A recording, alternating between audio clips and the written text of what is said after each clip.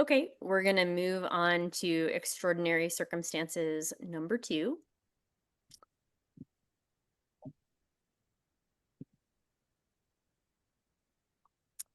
The waiver participant requires short-term isolation, 90 days or less, due to experiencing an acute medical condition or healthcare issue requiring extensive to maximal assistance with bathing, dressing, toileting, and eating.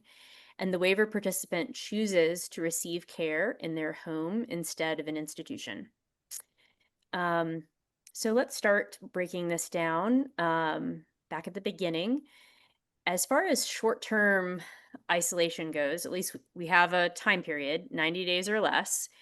And Jenny, let's talk about what kind of would bring on a short term isolation situation.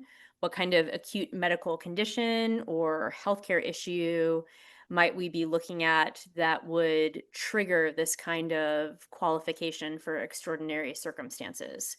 Um, Seems like the obvious answer would be a type of virus that could be communicable, but what other situations are we looking at? In terms of looking at acute medical condition, I would think like a major surgery that is resulting in a change in the child's needs, or their needs were already at that extensive to maximal assistance.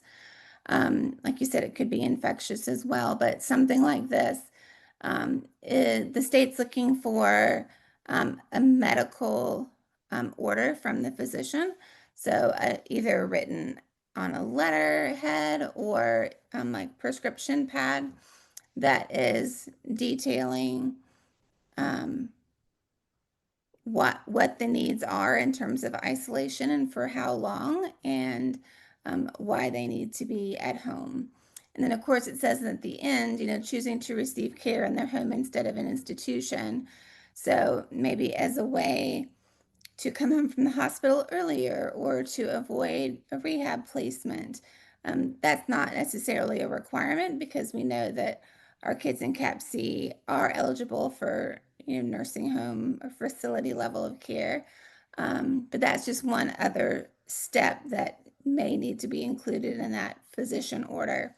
So getting that maybe at hospital discharge or at a visit, or just contacting the physician that is requesting this, so you can provide that to your case manager when they're submitting it.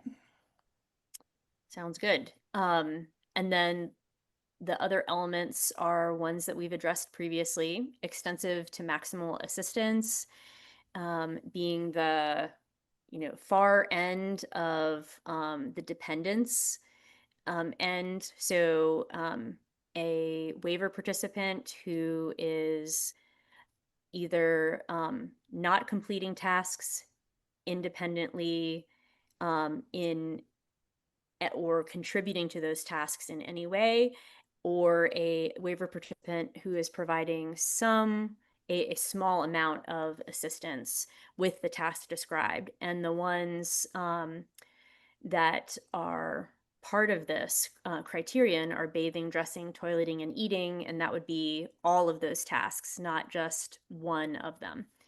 Yep. Um, all right, shall we go on to the next